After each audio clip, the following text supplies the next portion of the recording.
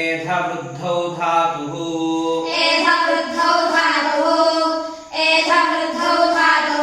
भुवादिगणः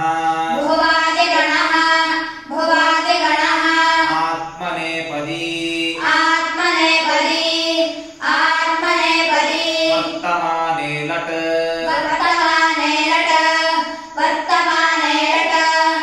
एधते एधेते एधन्ते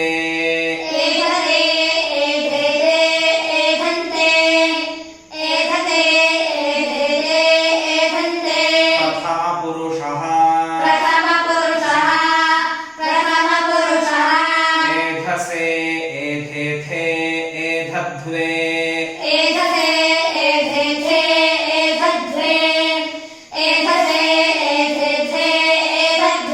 मध्यम पुरुषः